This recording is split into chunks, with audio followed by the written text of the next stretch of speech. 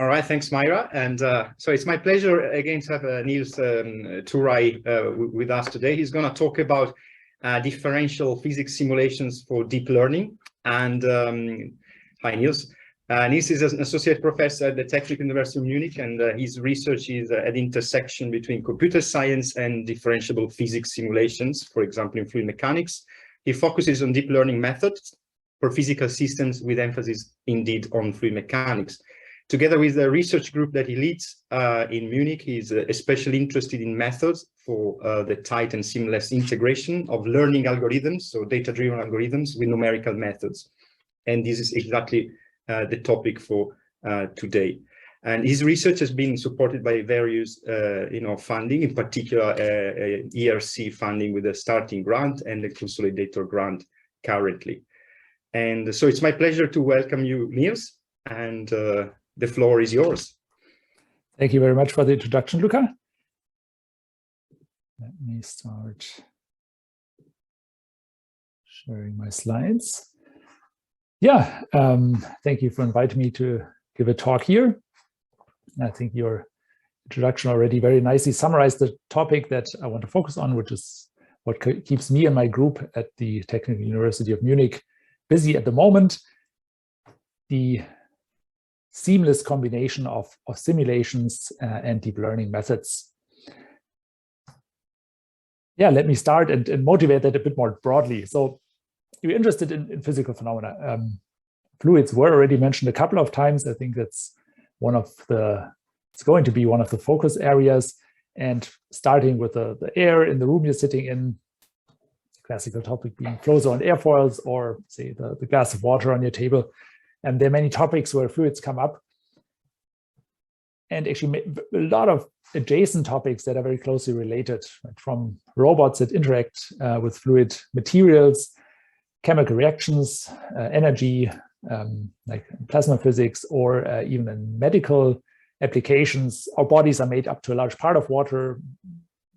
Obviously, the blood flowing in our veins, or the heart being a very complex and turbulent phenomenon. So there are many interesting problems here, and I want to now take the viewpoint that we have very powerful techniques for numerical simulations. The big question is a bit, how do we combine that with deep learning? And I want to take a very pragmatic viewpoint here in a way. So I think all these physical models that we have are definitely somewhat idealized at times, but they're great and something worth keeping. We also have a lot of very powerful numerical methods. Likewise, I think something to build on. And these two ideally should be joined as smoothly as possible with the possibilities that arise from machine learning. And this is a field that's by now very active. I just have very few select works here on the slide. I want to focus on a few works from my group in the following, shown here at the top, but this is by no means exhaustive. So I think it's worth mentioning. With that, I directly want to introduce the core of pretty much all of what follows, these differentiable simulations that were already in the title.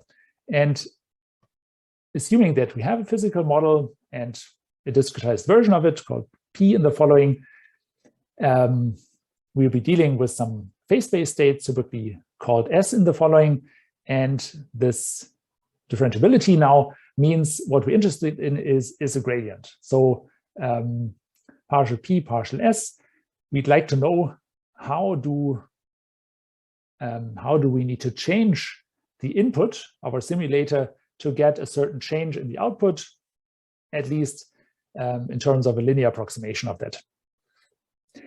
This is also what comes into play a lot when any deep learning method is applied. So it's in a way a very fundamental quantity, and it's worth mentioning here directly how this connects to deep learning. I'll go into more detail later on, but just to imagine a very simple scenario where we have some state S being the output of a neural network with some weights theta, then if we are looking at using this gradient in such a combination here, what we get is basically the derivative of the loss with respect to our simulator, the simulator with respect to the input state, and then that being produced by the neural network we'd like to have a derivative of these states with respect to the weights of the network. All this would be chained together and give us an update for the weights. This is what would normally happen in deep learning. So in a way, this is standard procedure. The interesting bit now is that we have this simulator in the middle here that also provides a direction. And these gradients are a well-known quantity that have some very nice properties. Also, to mention it in the beginning, we have typically an energy landscape being given by this loss function. The gradient points up, we're going down, it's perpendicular to the isolines. So right, this is in a way very well known and established. But what is probably not as common is to actually have a simulator that gives you these gradients. So in a way, one of the messages in the following is that I hope I can convince you a bit that it's worth looking at that investing some or extending existing simulators is actually something worth doing, because it actually, as I'll show in a moment, allows for very tight integration of deep learning and numerical simulations. Yeah, so there are different ways to call this. I think differentiable physics is quite intuitive, but there are definitely many alternate names around. In the end, it's just using an adjoint method in this context. It's equivalent to reverse mode differentiation. I think this differential physics makes sense because in deep learning, or from a deep learning standpoint, we have a lot of differentiable operations, say for imaging or in general differential programming. And here we're dealing with differentiable physics simulations, which differentiable physics is a nice short form, I believe. What's also worth mentioning is that this has some substantial differences to the spin methods for people closer to the field. So it's worth mentioning that all these methods or results I'll show won't be using these physics-informed setups. I'd be happy to go into more detail, but just something to keep in mind for now. Another somewhat broader perspective here is, I hope that some of you, it's difficult now to raise hands, of course, but I hope some people have read this book by Daniel Kahneman, Thinking Fast and Slow. It's a neat book that doesn't focus on computer science, but he describes our brains working in terms of two systems. One being a very fast and intuitive process, like looking at a screen, recognizing characters, and so on. And then a second process that is a more tedious, in a way, analytic process where you need to sit down and work things out step by step. And these two systems are a nice analogy for the simulators I want to focus on in the following. So for these methods, we'll have a simulation in place, and the simulation will stick around. This is, in a way, a standard traditional simulator. I don't want to fully replace simulations. That's, for me, one of the key aspects of combining the different fields. And in a way, that provides us a nice and stable basis. And this simulator is augmented or improved by a neural network. And in a way, that gives us a more intuitive and fast prediction, ideally, if things work, improving the output of a simulation. So we can also see this in terms of the system 1 and system 2. And basically, the system 2 simulator provides us a stable track along which to move. And the system 1 improves the result. But the two work together. So the traditional simulation is sticking around. Yeah. So with that, I directly want to show one example of how that can work in action. That's from a NURBS paper 2 years ago. So here the topic is a very fundamental one. We have a simulator, and like in all non-trivial cases, we have some discretization errors or some errors that come into the play, and we'd like to now use deep learning to reduce these errors. And the kind of setup that we're looking at here is a synthetic one. We have a reference solution here, this blue bubble, which is, for example, some nice higher order solve with, might be expensive and provides a reference. And now we can discretize the same PDE with a coarse version or some approximate method, as shown on the right here. And the orange bubble now should indicate this new space of solutions.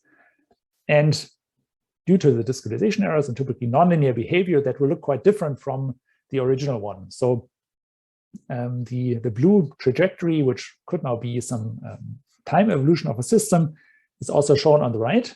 But if we solve starting from the same state T0, our system in this kind of coarser approximation, we'll most likely get a very different trajectory, as shown here in orange. And that even if we are discretizing the same PDE, will not necessarily get a solution that is very close to the original one. And bridging this gap between the coarse approximation and the fine one, that is exactly now the goal that we're giving to a neural network. And as mentioned before, the goal is not to replace the source solver now completely, but we'll keep that in the loop. We just add a neural network on top, and by the combination, we'll try to bridge the gap between these two solution manifolds. In the following, this neural network will be called C as in corrector, taking the simulation states and it's conditioned by some neural network weights theta. And what's directly worth pointing out here in the setup is that we have a fundamental distribution shift, which is a well-known problem in machine learning. And that's worth pointing out here because we have this space of solutions produced by our source simulator, which is the one we'll keep around. And then we have our targets, the reference here on the left. And just assuming in a very simple 1D version, maybe the reference has a lot higher frequency content that the source cannot resolve, or there might be completely different structures that the reference can resolve, but they definitely differ, right? So this is in a way the goal. We'd like to get to the reference starting from the source. And now with the neural network, we'll actually get some modified or corrected solutions. And in most cases, again, in most non-trivial cases, we probably not exactly hit the reference, but we'll get at least some new and potentially unknown errors and approximations in our solution. So we'll have some in-between solutions that we don't have before in our hand, that actually come from the source solver and the neural network. And this is now something we actually cannot pre-compute because this just arises from the combination of the network and the solver. And hence, there's a classical distribution shift problem that the distribution of our training data actually looks different and evolves at training time. It is not something that we can reliably pre-compute.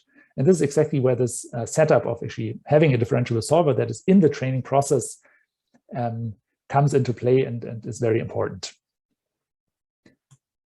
If you map out this combination, I think it's possible to write it out in the equation form. If you're interested, I can point you to papers, but visually it's very obvious and very clear. Unfortunately, the equations typically not so much anymore, but we're really now just taking the concatenation of different neural network evaluation and PDE solving steps, starting with some initial state, for example, directly starting with the correction step, and then providing that to a solver. And that we're really evaluating this full source solver from the orange side on the right in the previous picture at training time, potentially for a whole mini batch of different simulations. And this is now done typically as much as possible, as much as computational resources permit. So, for example, n times to arrive at a target state. And in the synthetic setting, we have the reference data from this reference manifold in blue previously. So now we can start evaluating loss. We know what these states should be. We have one for the very last step, and then can backpropagate the error through the solver. So being differentiable, we now can take that joint of it, propagate it into the network that moves us one step back, gives us the first update of the weights theta. But because we have this whole chain, we can do that for every step along the way. Yeah, so one nice property here now is that if we really set up the solver with a established numerical method, then we can also ensure that we actually compute the gradient here in an efficient and accurate manner, which is a nice property. And actually also, if we send it up correctly, this can be quite fast. In some cases, actually faster than the forward solve, but typically it's on a similar order at least. So it doesn't involve too much computational overhead. And then we actually have this loss for all the steps in between. So we accumulate the gradients for the network weights for every step along the way until we are back at the very first step. And then typically all of these are just added together and used as one update for neural network weights, and then we can iterate on that. So it definitely induces a fair amount of computational cost at training time. But with this, we really have, or let the network access and get directions from the solver it should interact with, as shown here in this picture. Yeah, so to show a very simple example, classic one from fluid mechanics, a simple wake flow in 2D. So here it's actually same solver for source and reference, just with a higher resolution, so smaller discretization error, training data from different range of Reynolds numbers. And here at the bottom, you can see the reference, at the top, the source. And now intentionally, the source is actually very coarsely resolved and cannot resolve the vortex shedding structures shown here in terms of vorticity in blue and red. And to give a first ballpark, the mean absolute error here between the two is 0.14 roughly. And now if we bring in these combined solvers, now shown here on the top, this is directly the same solver from before, but augmented by every simulation step with the neural network. And visually now it's difficult to make out any differences. And also in terms of mean absolute error, the error has gone down by a factor of roughly 10. So it's much lower. And it's in a way quite simplified setting, but this also allows us to experiment a bit here. And what was interesting to look at, for example, is how the number of steps that are enrolled at training time influences the accuracy. And this you can see here on this graph. So this is now showing an improvement over the source simulator. So we're taking this as a basis and then seeing how much we can improve over this baseline. And the supervised training is denoted as NON here. Already gives us a fair amount of improvement. We can just, this is actually what I before recommend not doing, but we can of course try. So we can just pre-compute the data with these source and reference pairs. And if we just train with a simple supervised setting, we already get 30% improvement, but then we're essentially hitting this a barrier from this distribution shift. Then our solutions start to look different and the network cannot associate or find any structures to reuse and further improve reduce the errors from the new changed structures that come up here. And if we bring in the solver and basically let the network train together with the solver for at least 4 steps, we're already at more than 40%. And in this case, because it's fairly simple, we could enroll this to 128 steps for every single training iteration. So it's of course much more costly now, but all of these models had the same number of weight updates. And in this case, the error is reduced by 60%. So we're really basically twice as far as the initial supervised training. One of the key advantages of this solver in the loop approach is also that we have an improved generalization of the resulting networks, because in a way the networks can rely and learn to rely on the input solver, this source solver as it's called here, and they only need to find patterns for reducing the errors on top of that solver. So this ideally or works ideally in settings where these structures basically reappear and can be reused. And if that happens, then we can actually simulate very different setups, say boundary conditions or initial conditions, and still let the network apply the corrections for these new states that it potentially has not seen at training time.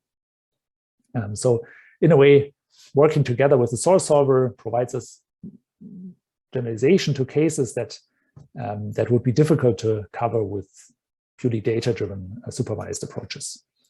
Yeah, you can see one scenario where we looked at this for different buoyancies, now with actually a higher order solver for the reference. This now basically discretizes the targets differently. And in this case, the network can generalize very flexibly to different initial configurations of these hot smoke volumes.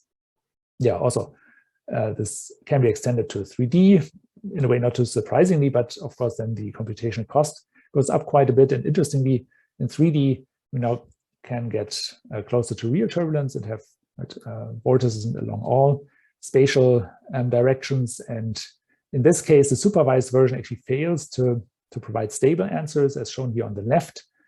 This results in more or less random oscillations, and the version that's actually trained together with the solver that can stay stable and produces stable answers for very long rollouts or very long simulation iterations. So here you can see, again, these triplets now in motion, all starting out from the same initial condition when the video resets, but then the source again cannot resolve the smaller structures. On the right-hand side, you have the reference resolving a lot more, and now again with a 4 times higher resolution. And in the middle, you have this combination of source solver and in this case 3D CNN improving the solutions here. And in this case, the error definitely does not go down as much, and the structures change more, but I think visually it's already apparent here that the answers are much closer to the reference and the source simulation. Yeah, so we've looked at this for a variety of different problems in the past, and I want to now show one example from kind of proper turbulence setup. So here, if you're interested in the paper, we're looking at different isotropic, the temporal and the spatial mixing layer setups, and I just want to show the spatial one here. So this is now a properly validated solver that's at least second order in time, definitely also way to go, but the previous one here was only first order. Right. In this case, trained on different perturbation modes for the mixing layer, and we're again looking at essentially a DNS simulation as reference and an intentionally under-resolved source simulator, already visually shown here at the top and in the middle. And again, if we bring in a neural network, we can get a simulation that, based on this source approximation, gives us an answer that's much closer to the DNS. I directly also want to show this in motion briefly. So here's a small video of the shear layer, again shown in terms of vorticity at the top, and at the bottom is directly the forcing in terms of the curl as induced by the neural network. It's again a fully convolutional one, and already a bit visible here that it actually learned to focus on the vortex structures and where they appear. And because this is a very classic turbulence case, we now can use all the established statistics to look at this. First one is the energy spectrum. Of course, here now the DNS version is shown with the orange dots, and the kind of basic simulation called source before here no model is shown in blue. So actually has quite a bit of a reduced energy content. And then here you can directly see 3 different neural network versions in green, which are a bit hard to distinguish in terms of the energy spectrum because it's so integrated. So there's a variety of different metrics to evaluate here, but one good one for the mixing layer are the Reynolds stresses. And this is now like one slice, 2/3 into the flow after 1,000 time steps. And now in this cross section in terms of Reynolds stresses, the differences start to show more clearly. So we can see that the reference actually has this a bit hat-like behavior that is not captured by the no model solution in blue. And what's also interesting are the two peaks at the top. These are now two models that were trained with smaller rollouts, with less time iterations for each of the training steps. And as you can see, they actually have learned to correct but overshoot after these very long rollouts. And training even longer, in this case 60 steps, which actually nicely matches the integral scales of the vortices here of the mixing layer. Intuitively, it makes sense to capture the key phenomena in terms of time also in the rollout. Then the network actually learns to also reconstruct the flow in terms of the Reynolds stresses, despite it not being an explicit term in the loss. Yeah, and what we can now also do with these metrics, we can now use them to lower the quality of the DNS version until we are at an error level that is similar to the neural network. So if we basically make a fair comparison here in terms of accuracy of this combined solver compared to a DNS simulation, then our implementation out of the box running on similar hardware had a speed up of more than 10 from the neural network. So that's this classic trade-off now, that the neural network is definitely not as generic as the solver, but if it's trained on the right amount of data, hopefully it can be reused a lot. And I think there would be a lot of potential for performance improvements beyond that, but it already yields a nice speed up in its current state. Yeah, so this is already a nice point to summarize the key points of this first talk a bit. So training with the solver in the training process has several advantages. Generalization, right? Being able to rely and work with the solver. It can also improve the performance if things are set up correctly, and then also reduce the numerical errors in the simulation. And on the title slide, I also had a subtitle that already indicated I want to go a bit beyond these basic combinations of differentiable solvers and deep learning. That's a topic that also keeps quite a few students in my group busy at the moment. And this now brings me to the second half here, where I want to talk a bit about the learning algorithms to train these combinations of solvers and neural networks. Yeah, the motivation is that, in a way, this is a topic that's also quite new for deep learning, I think, because in deep learning, we usually don't have operations that are as nonlinear as a whole solver. We have something like ReLU or sigmoid functions, but right, a full Navier-Stokes solve has does really step the nonlinearity up quite a bit, and as such, I think it's an interesting area for revisiting some of these deep learning techniques. And what in the works I've shown so far, and actually in quite a few others, is basically taken for granted is this gradient viewpoint. So we just take the gradient of whatever operation we have in our deep learning process. It is, as mentioned before, very, very natural. It's easy to integrate. But if we consider that we have a physical solver, one of my students, Phillips, actually noticed that this has some fundamental problems. So it's easy to do, but for example, the units are wrong. So if we simplify the step from before a bit and just look at the partial derivative of the loss with respect to solver and the solver to some state S, then this already indicates that we basically have something that has the units of 1 over S. Right? The P, the solver, essentially cancels out. The loss potentially is something non-dimensional. What we're left with is 1 over S. And it has the right shape. Which, say, if we discretize with 100 steps, well, actually, it is a row vector, being the Jacobian.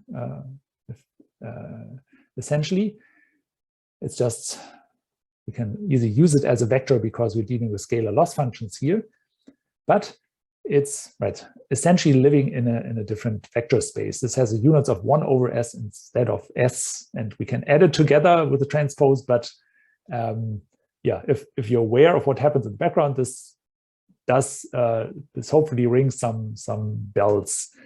And interestingly, if you look at classical methods, optimizations, they all get it right. So Newton's method, for example, is probably the most classic one.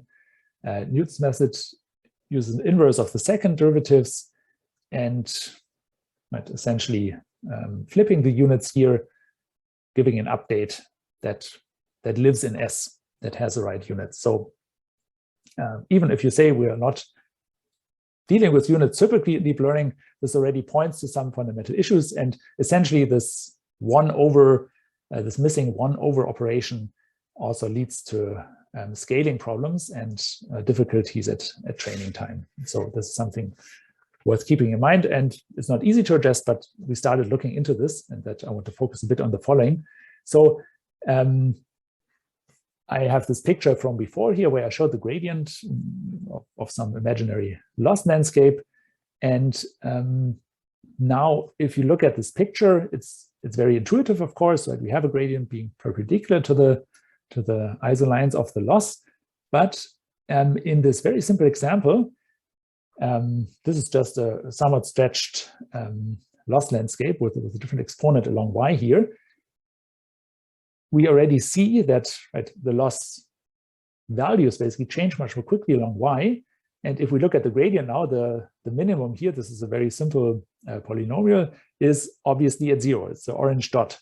And if you now look at this gradient, it's actually not pointing in a good direction. It's pointing way too much down along the steep direction. So it actually does not account for these scaling issues. So what we'd actually like to have is a way to compute an update step that is aware of the scaling. And in this case, directly points to the minimum here at 0. So this actually, depending on how you compute it, with a linear approximation would still live in the same half space, but in general, not necessarily. And essentially what we'd like to do is we'd like to somehow invert this gradient direction here, this partial loss, partial s in this notation. And we basically looked at two variants of this that I briefly want to mention here. One of them uses an inverse solver. So this is the paper that internally started this direction for us. And an inverse solver is now something even stronger than the differentiable one from before. It's really something where if we run the solver and then put this into the inverse, we get the original input back. So a full inversion of all the operations in our solver.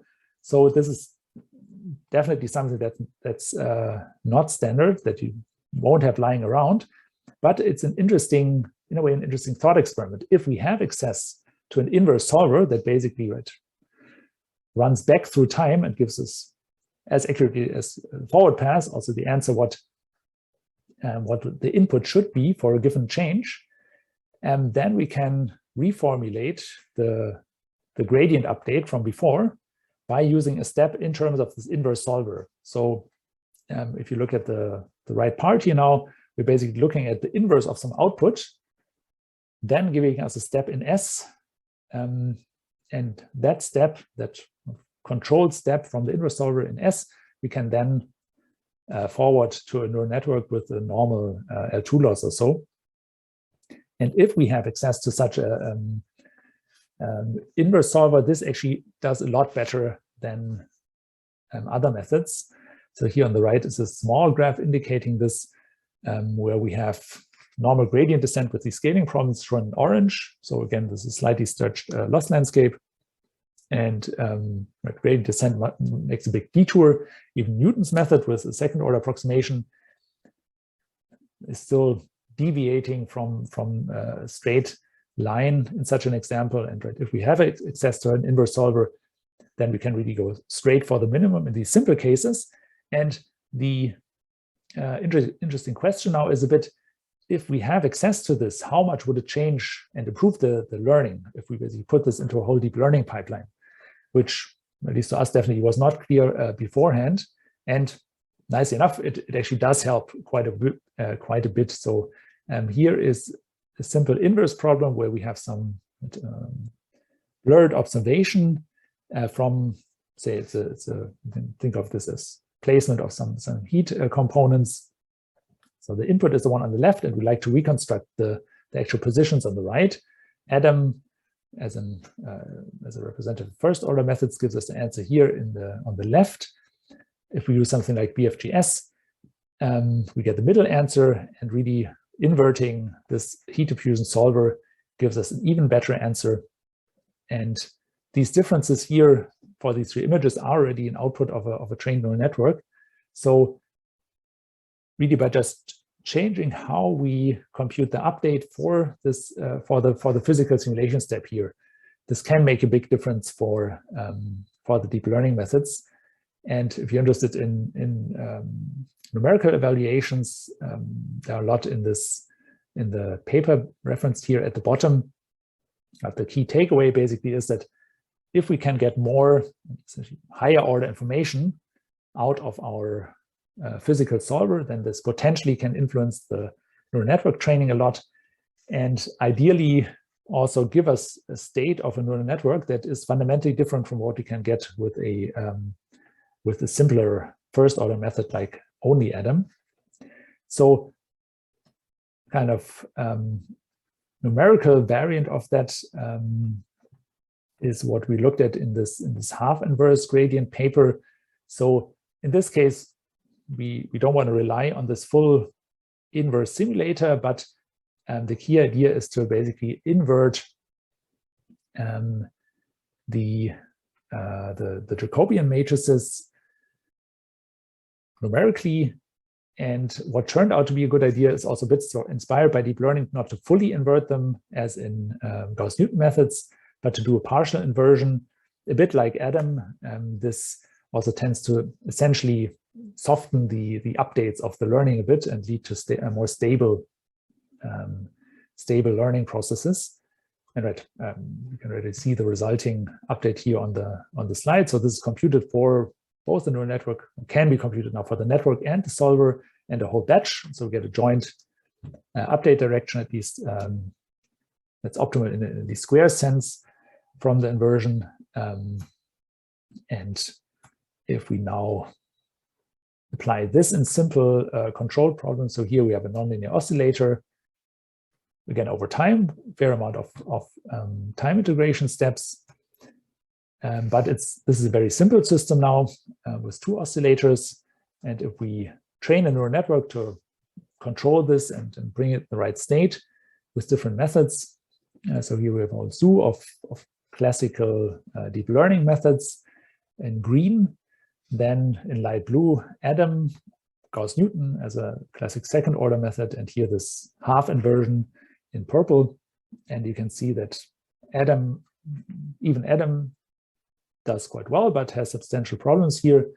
This Gauss-Newton version does better, but also because of the full inversion, has problems when things should become more accurate. And with this half inversion, we actually get convergence to a very good neural network state.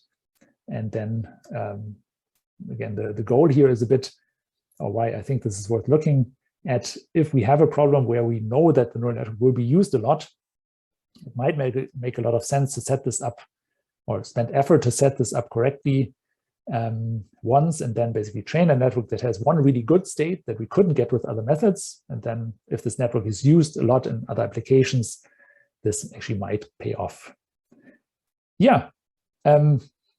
I don't want to go into all the details here, but the main takeaway is that for this combination of physical simulations and deep learning, I think there really is a lot of, because this is potentially a new area, room for improving the actual learning process. And if we get these better directions, which is shown by the inverse simulations, we really can get states that other methods would not converge to, and that potentially might then improve using this network afterwards a lot. Yeah, with that, I want to come to a summary. I've talked about bringing together simulations and deep learning methods, right? Combining physical models, numerics, and deep learning algorithms. And I really think there's no reason to see this as separate fields. So ideally, we should think of this as a unit with information flowing back and forth. I've shown examples from these error corrections, the turbulence modeling case, and these correction cases for the proof gradients. And right, the big picture being that we want to arrive at simulations that work together with neural networks to give better answers. Ultimately, I think in the end, these are all just numerical tools that should end up in the toolbox for computational methods. And I think this is now a very interesting field, how to best make them work together. If you're interested in this topic, it's also worth mentioning that we have a website book, basically, that targets this. And yeah, it's not basically a printed book, but it's a collection of Jupyter notebooks. So the goal is to give a quick start with examples that can be run out of the box and are easy to dive into. So if you're interested in this, I can recommend it. It covers these examples and quite a few more. So right, this is the link to that website. Feel free to check it out. And otherwise, thank you for listening. I'd be happy to discuss these directions. All right, fantastic. Thank you, Nils, for the nice talk. So for the audience, please feel free either to raise your hand. You can ask a question yourself, or you can just write your question in the Q&A toolbox of Zoom or in the chat. So we have a question from Dinesh. Do you see a way to make these approaches independent of the resolution of the data? A conventional PD solver would work for any mesh resolution, but pre-trained neural networks are usually not flexible for different mesh resolutions without some retraining steps. Right. So this is definitely a challenging topic. It's also an active one at the moment. So there are already all kinds of works that look at smoother basis functions. So you can think of this as some representation of your solution with certain discretization points. And there are definitely ways by now to look at smooth representations where you're not limited to fixed regular spaced samples. So I think from a method perspective, also for deep learning, there's no big hurdle here, but it's definitely challenging, I think, because at least for what I talked about before, the neural network, the important role of the neural network is to correct for numerical errors. And in a way, if we change the discretization a lot of the solver, then I think the structure of these errors can be very different. So potentially, it's a much tougher task for the network to learn different patterns and different corrections for changing discretizations. So I think it's definitely possible. It will be a challenging topic, but on the other hand, I also would say that in a way that might be a good opportunity for deep learning to actually let us maybe work with simpler and more restricted discretizations and improve the errors on that rough basis with a neural network rather than changing the discretization. But yeah, so yeah. Okay, great. Well, thanks, Nils. So there is another question from Chi. For the first part of the talk, will the results generated from the neural network be sent back to the source solver for the next time step? So that's one of the few questions. Exactly. That's an important question. Exactly. That is where this distribution shift comes from. Exactly. So we have a state produced by a solver. The network changes the state, potentially introduces some higher frequency content, for example. And then this changed state, that is going back to the solver. And we simulated advanced over time. And yeah, this is exactly where the different solutions come from. So this is something that the regular source solver would not produce, and hence something that we cannot pre-compute and easily train with, because if things work well, the neural network really introduces structures that your normal discretization, for example, would not be able to resolve or be able to preserve. And in terms of neural network, what kind of neural networks did you use? So Chi is asking whether you're using some networks with some memory or inner state to update maybe some sort of recurrent neural networks, or any memory or in the networks you use. The networks have no memory. They're very simple networks. So also all the results I showed here were on regular grids. It's basically convolution. So you could also use a graph convolution or so. That should work just as well. And there's no internal state. It's really more like a pretty complex computational stenciler. So that's evaluated with a certain region of the solution. So they have no internal state, no memory. They just look at what happens in a certain neighborhood of the solutions and then change the output. Mm-hmm. And as the method, you said that the method is not a pin, and this we made a good point on the difference. But they are asking whether if you could enforce some, like mass continuity, mass conservation, into your neural network solver, if it does make any sense. And right. Also a good question. And with the pins, so for a pin, typically you use a neural network and you, basically let the network compute the derivatives. Right? The network essentially represents the solution. And this, I think, has some fundamental problems with using all these existing numerical methods that we have, because now we don't have a normal discretization anymore, but in a sense, a neural network discretization, a learned one that is adapted with the basis functions being the different neurons of our network. And in a way here, the reliance on a source solver makes it very easy to conserve anything that the solver conserves. So in all these examples, basically, as soon as we run the changed solution through the solver, we are up to numeric precision, again, at a mass conserving state. So basically, we can rely on the collaboration with the solver to enforce certain constraints. Mm-hmm. The network might, in every step, basically slightly deviate from this, but learn to interact. And if we take the state after the solver, we again have a state that is actually conserving any properties that we'd like to have from the normal solver. Mm-hmm. Excellent. G. Fernandez is asking if you could comment on the hardware requirements for this approach. Would mixed accuracy hardware be beneficial? So we typically used relatively standard GPUs here.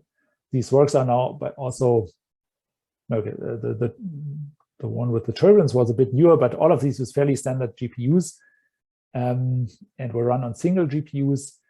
But they're definitely much more expensive to train than a simple supervised version. So if you can pre-compute the data and load it fast enough, that is definitely faster.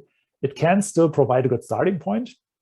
It might actually make sense to pre-compute a reasonable data set, pre-train with this, and then continue with this differential physics training afterwards. But what is really important is to actually have a fast solver that ideally runs on the same GPU as your neural network training, because if you have to make a step to a different machine or transfer back and forth between the GPU and some other machine, worst case, that would hurt the performance a lot. So we found it that should be quite important to really have things ideally in one environment on the same GPU. It probably also should nicely translate to other settings. And by now there are environments to train larger networks on distributed machines. But the hardware requirements are definitely substantial, and this is something to keep in mind. It does converge a lot better than pins because we're not dealing with inherent convergence. You can choose a fast solver, and you can have a very optimized multi-grid solver in your source solver. Then you do get a very good signal in the forward pass and also for the gradient. So that can be quite fast. But nonetheless, to make it stable and look ahead far in time and have a reasonable resolution, at least for these reusing or reappearing patches, it's definitely computationally expensive. Cool. Well, thanks. They're also thanking you about the talk and the pedagogical website. All right. All right. Good to hear. Welcome. Yeah. So is there any other question from the audience for Nils? Again, you're free to raise your hand, talk, or just write. Okay, no, there is a question appearing. Do you have a way to ensure that the neural network modify the solution locally? No, typically the changes can propagate globally quite quickly from the solvers. Say each of the Poisson solvers in a fluid solver typically potentially changes the state globally. So there's no way to guarantee that the network modifications stay local. On the other hand, the goal being to reach a solution that the normal solver cannot easily resolve and compute on the current domain, potentially require some larger changes, and the network will see the effect of these global changes at training time. So it will have a chance to actually adapt to whatever happens from local changes in other parts of the computational domain, and hopefully also get a good signal at how it should do this to go in the right direction. But unless you have a specific solver that guarantees locality, some explicit update that stays local, and the receptive field is small enough, there won't be any guarantee that the changes are local. Excellent. Okay, so we are in the interest of time. I think we can ask another question for Nils if you have any. Otherwise, I have a final question for you about, everything revolves around the gradient for the first part computation. So you need some reverse automatic differentiation, like an adjoint solver. But can you comment on, what is the time horizon? You are integrating your equations along, because the adjoint solver or the gradients in general in some turbulent flows certainly will become exponentially unstable. So how do you choose that kind of time horizon? I have to admit that's an open question. It's a very good one. What we found in the mixing layer paper that I mentioned is that it does make sense to do the unrolling on the integral scales of the flow. So if you know how many steps or what time spans you need to resolve the most important vortices and structures in your flow, then it does make sense to try and unroll at least on that order. It doesn't need to be more or several of the cycles, but it shouldn't be much shorter. Mm-hmm. So we found that unrolling in a similar time span improves the results quite a bit. And yeah, also for very long ones, it does become tricky, potentially, the gradients do become unstable and exactly also more unreliable. Things become more noisy. So I think that's also, in a way, an open problem, how to get reliable information out of very long look-aheads. Wonderful. Okay, so, thanks a lot, Nils, for the very nice talk and also this lively discussion of questions and answers. So thanks a lot for taking the time to give the talk. Thank you for inviting me, and thanks for joining. And now I think